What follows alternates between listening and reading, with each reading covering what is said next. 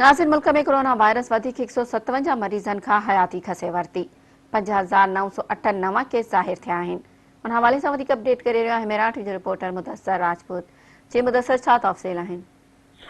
जी, मुल्क भर में कोरोना की सूरत हाल तमाम तशवीशनाक थी पी वे। इन सिलसिले में कल भी एक अहम इजलास थे वज़ीर आज़म की सदारत में, जैमें NCSC के फैसलन से अमल दरामद कराने के लिए पाक फौज की खिदमात हासिल करने जो भी फैसलो किया वो। इस्लामाबाद की अगर तक सूरत हाल बुधाए था तो इस्लामाबाद में कल जी फैसलो थे, कल शाम ही इन हवाले से मार्केटन में पाक फौज डिस्ट्रिक्ट इंतजामिया से गड ऑपरेशन शुरू किया वो। 6 बजे से दुकानों बंद कराने के हवाले से जो फैसलो किया वो उनके यकीनी अमल दरामद करायो वियो।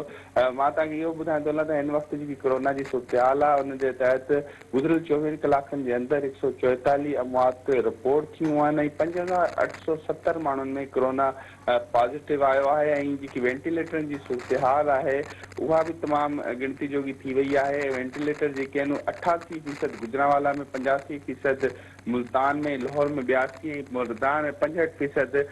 पंजाब जा 3 वड़ा शहर खैबर पख्तूनख्वा जो एक बड़ो शहर, उते वेंटिलेटर न हुजण जे तमाम मुश्किलात पैदा थी वयूं आहिनि। जो ऑक्सीजन बेड की अगर सूरत हाल ॾिसिजे तो गुजरांवाला, पेशावर, नौशहरा, मर्दान में ऑक्सीजन बेड की भी खचाई थी वही है। इन सां गॾोगॾु जेके एक्टिव केसिस आहिनि हाणे हिन वक़्तु 84,976 थी चुका आहिनि।